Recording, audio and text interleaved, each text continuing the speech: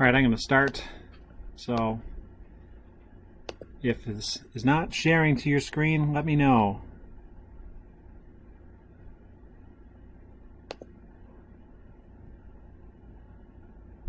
Hopefully you see it up here.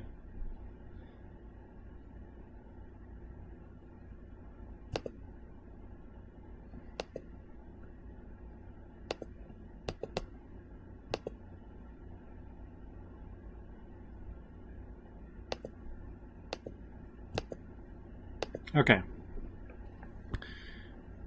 So we're wrapping up cycle 3. I'm only going to do the first half of this review today, and I'll do the second half on Wednesday.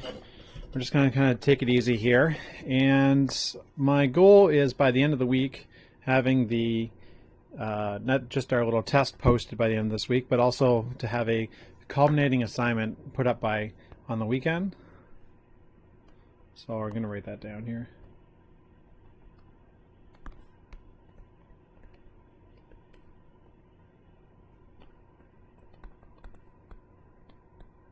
So I could probably post that on Sunday.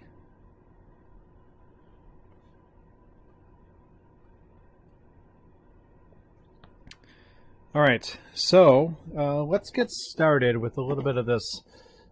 Throwing back a few weeks ago when we did our lesson here on switching units around. So converting units, essentially. So we need to convert units. And we talked about having it set up as a ratio. So we're usually given one ratio, and then that in this case here, that's this here. That's kind of our initial ratio.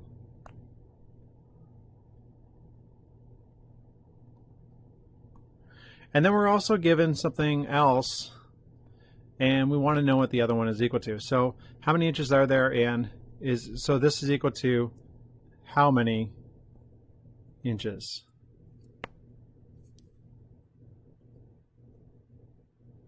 So the way we had set that up was anytime we were given something, we take the value that we were given right here,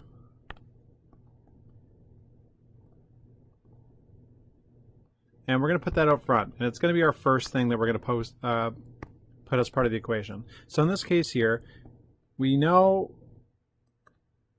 that there are 234.4 centimeters. And we're going to multiply that by the ratio that we're given right over here. So we were given this idea of centimeters and 12 inches. So what we do is we set up our given amount, and then we have to figure it out. So we need to make it, if we want it in inches,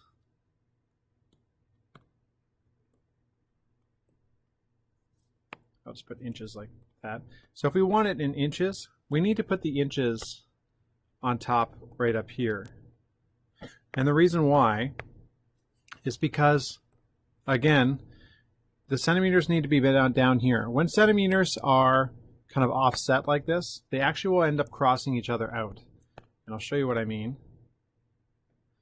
So right now, this value right here, it's kind of sitting on its own. Well, it's really actually kind of a fraction like this, and it's just over the number 1, right?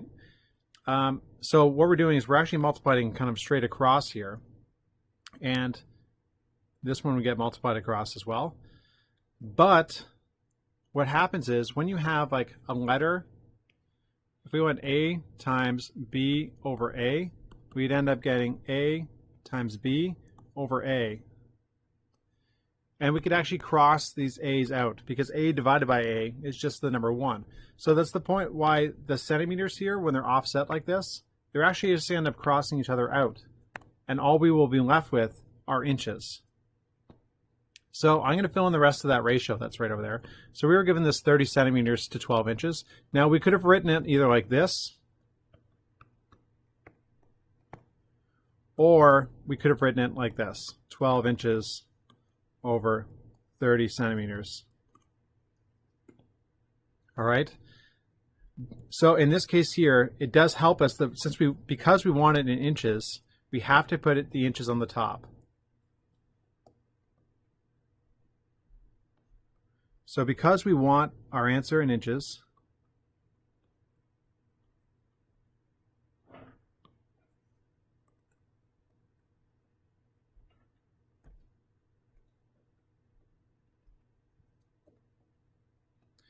we must place, or we must use the ratio. We want our answer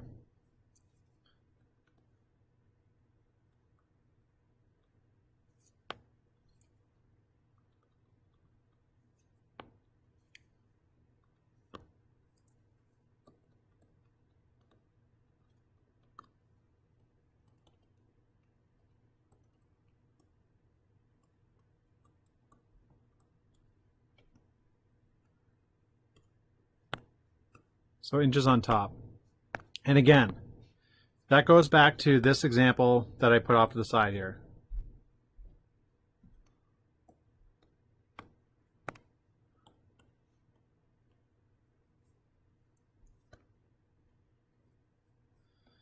Okay, so let's go back to our ratio. So that means that we have to use this one. So 12 goes in here and 30 goes in there. So essentially what we're doing is we're taking 234.4 times 12 and then dividing by 30. All right, so that's where it's going to go in our calculator. So it would look like this.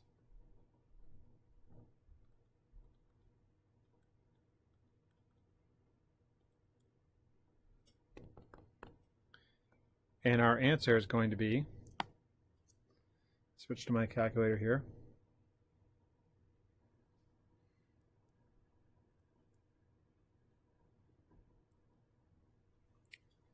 93.76.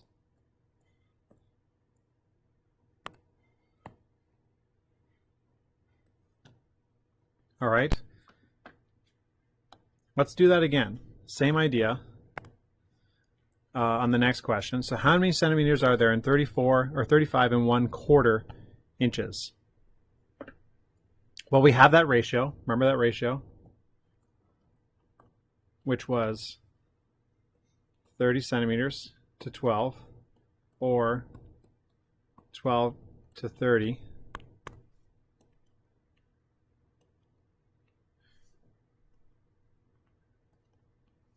Now, we're going to cross one of them out depending on which one we want. So let's look at our given again. So we have 35 1/4. So 35 1/4, because we're going to put it in decimals this time. So we're going to put 35 1/4 is equal to 35.25.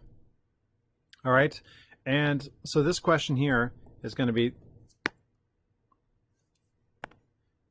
35.25 inches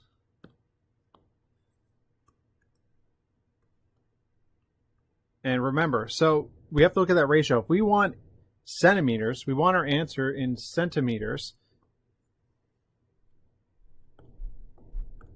That means the inches have to be on the bottom in this case for here on our ratio that we've been given. So that means we have to pick the ratio that has the inches on the bottom. So we can't use that one. We have to use the other one. So we're going to put our 30 up here and 12 there. So our answer is going to be 35.25 times 30 and divided by 12. We get 88.125. Yeah, let's round that off. Let's round it off to 88.1 centimeters.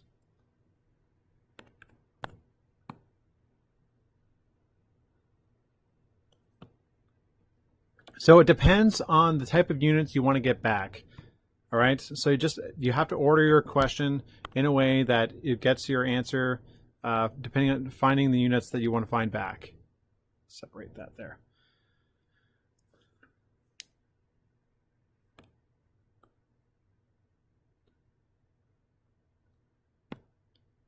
Okay, let's move on. I can solve simple equations. All this is two processes, which is get the first step or first part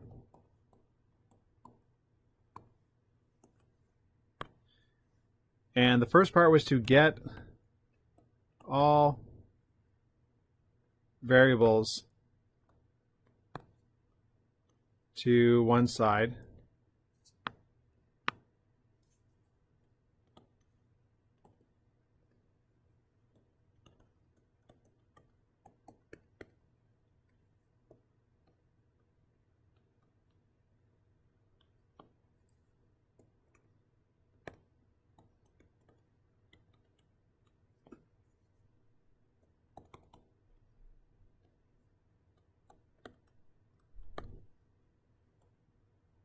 Of the equal sign.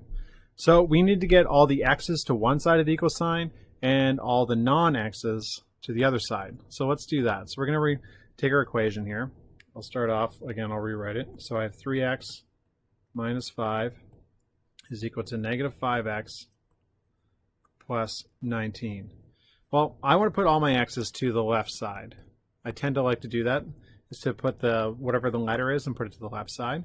So there are a couple different ways we can do it, but I want to get rid of my negative 5x and I want to get it off to the left side. So I'm going to take this and it's going to go to that side.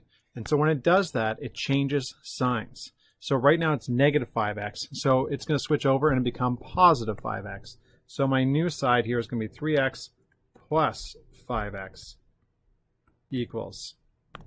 And then on the opposite side, we have this negative 5, and I want to get it to that side. And so it's going to switch sides, but it's going to be the opposite sign as well. So I have 19 plus 5. And once I get here, I can simplify. These two terms can simplify.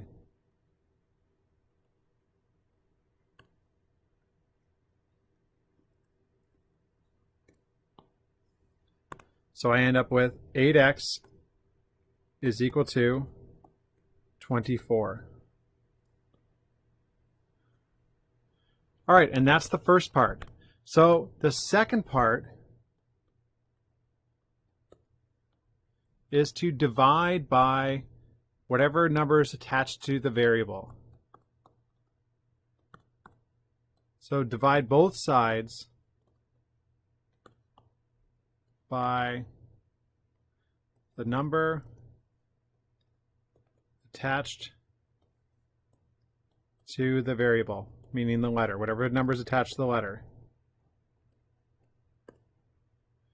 So in this case I had 8x equals 24, and I will divide both sides by 8.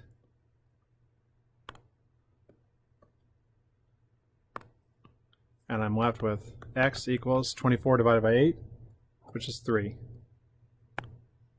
And that's my answer. All right, let's look at the other side. Or this next question. This is question 2. Same idea. We're going to get all the variables to one side. So instead of like last time where I just kind of dragged it over, I may have also showed you this method, which was I could just modify my equation like this. So I'm going to get rid of the x's. I'm going to put them all to the left side. So I want to get rid of this negative 3x. So I'm going to add 3x because plus 3x minus 3x, they kind of balance out. So whatever I do to one side, I must do to the other side. All right, so that means these two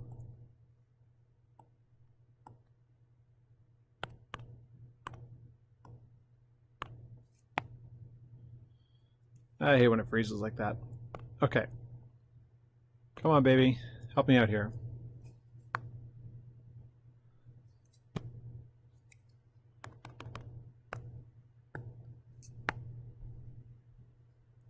All right, well, moving on. So, oh, it's working now. How about that? Plus 3x. Okay. So that means these two will cancel each other out. Now I have a negative 2 that's over here as well. I want to get rid of that negative 2 and bring it to the right side of the equation. So to get rid of negative 2, I would do the opposite, which is add 2. And whatever I do to one side of the equation, I must do to the other side. So what I am left with then is 4x plus 3x is equal to 12 plus 2. And so we do that same thing where we simplify. We get 7x equals 14.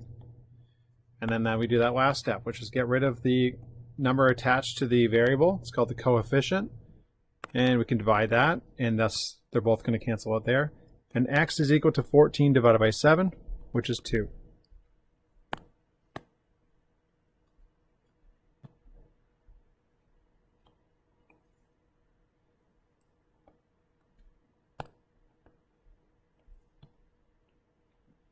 All right. Okay, so that's two things. Those are the first two lessons we did. We did one on converting, and we did one on solving simple equations. All right, and solving the simple equations was important for this next part, which is finding the point of intersection of any two lines. And basically, the rule for that was let equation 1 be equal to equation 2. All right, so to find the point of intersection where those two lines cross over, we basically need to let y be equal to y. So this y is going to be equal to that y. That means that this part here, 2x plus 10, has got to be equal to that part there, negative 3x minus 5. So let's write that out. So 2x plus 10 is equal to negative 3x minus 5. And once I'm at this point, I just solve the simple equation like I did before, and I'll get a value for x. And remember, the point of intersection is an actual point. It's an x coordinate and a y coordinate. So right now we're just solving for x. So part 1 is solve for x.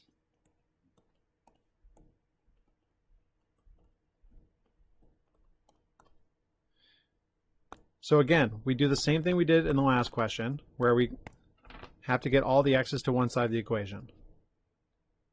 So I will add 3x here, and whatever I do to one side, I have to do the other side. And I want to get rid of that 10, because I want to put it on the right side. So I'm going to subtract 10 there. So these cancel out, and these cancel out. So I'm left with 2x plus 3x is equal to negative 5 minus 10. So 5x is equal to negative 15. And I want to get rid of the value attached to the x. X equals negative 3. All right, so now I have the x coordinate.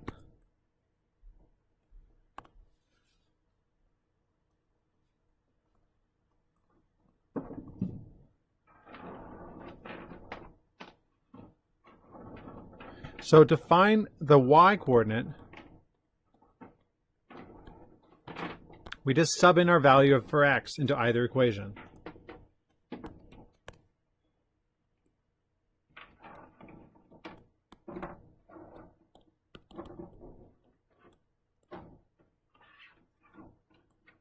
Doesn't matter which one you pick. So I have 2x plus 10. And I'm going to go y equals, and I will substitute in that value of x, negative 3. So y equals negative 6 plus 10. Y equals 4.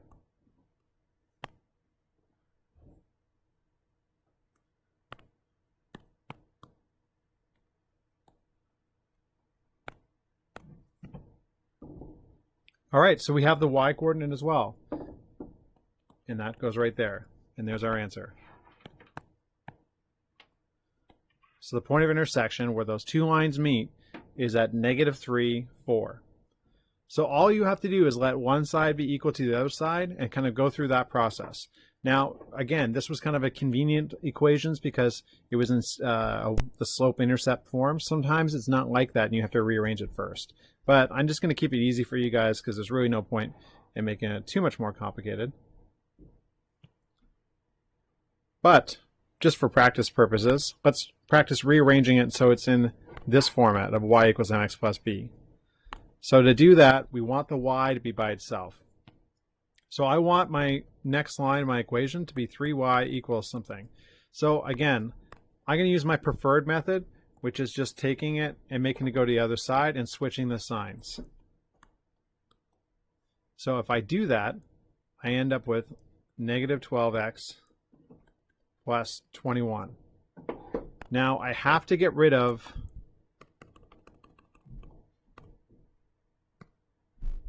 the value attached to the y. So I'm going to divide it by 3. And whatever I do to one, I have to do to them all.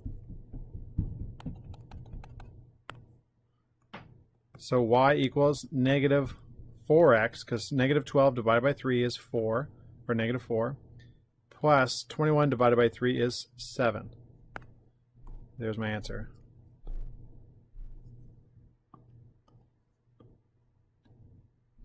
Let's try one more. Okay, same idea. I have 4x minus 2y is equal to 22. Well, let's just leave the y on the left side, and let's get rid of these. Let's get rid of that guy right there. So my next line looks like this. -2y is equal to -4x, because it just switched sides, and I still had a plus 22 on that side. All right, and I want to get rid of this -2 attached to the y, so I'm going to divide everything by -2.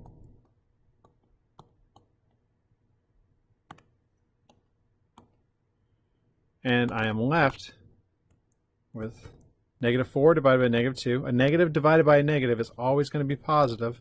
So 4 divided by 2 is 2. And then 22 divided by -2. So that's a positive divided by a negative.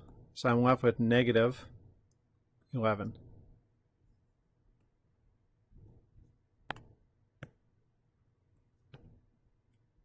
All right. That's 2 of those questions down. So I'm only going to do these 2 pages today. So a couple more questions here. I'll leave the last little bit. So those last 2 pages I'll leave for Wednesday. And I'll only do 2 of these. And I'll let you use the other 2. So factoring trinomials. All right, so if you recall, factoring means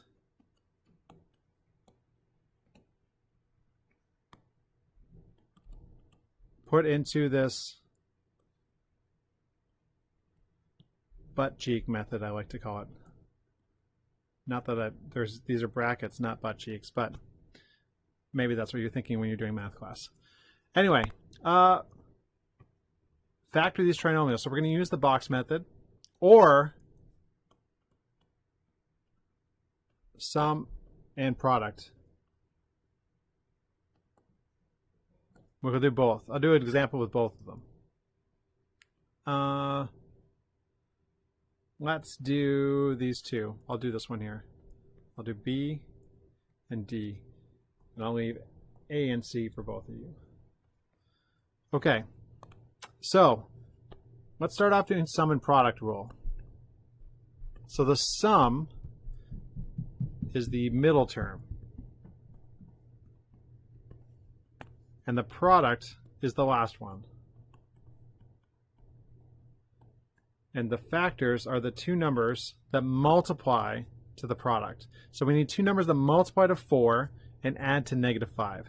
So it has to add to a negative amount. So there's going to be negative numbers involved here. And if we look at all the factors of 4, there really are only a couple. So we could either use 1 and 4, or we can use 2 and 2. Now 2 and 2 will never get us to -5, so that ain't going to work. And if it's going to be negative, we have to get there negative. The only way you can do that is by making them both negative. So -1 times -4, that's what gets us to a product of 4. So our answer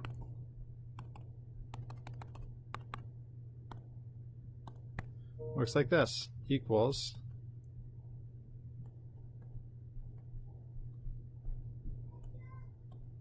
x minus 1 and x minus 4. And we could have done the box method, meaning that tic-tac-toe box. And if that were the case, you just always take the x squared term and put it in the middle. And we always take the last term and put it in the end.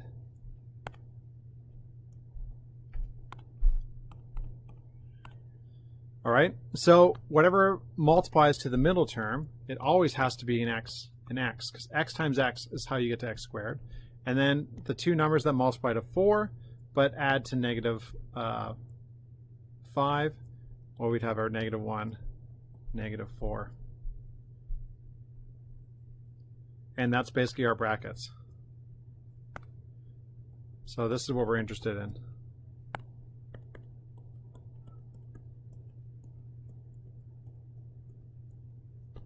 Like that. All right. One more example, and then we're done. This one here, sum and product rule. There's our sum. There's our product. So sum is negative 4. Product is negative 12. Factors. Okay, so we need numbers that multiply to 12. We could use 1 and 12. We could use 2 and 6.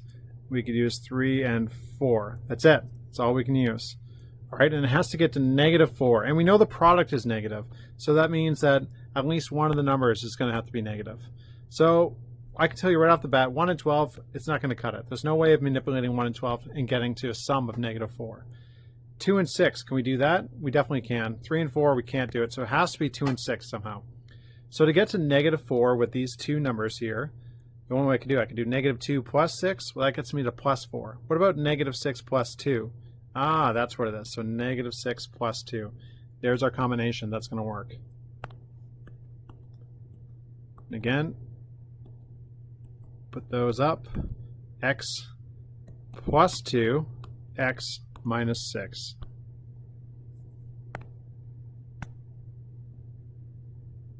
That's it. All right, we're going to leave it there. You can try the other two questions on your own. I did not put a quiz up last week because I was trying to take it easy on you. But there will be basically very similar to this for the test. If you have questions, please let me know. Contact me. And I'm happy to take them up with you or doing some more examples. That's entirely doable. Otherwise, we are done for today.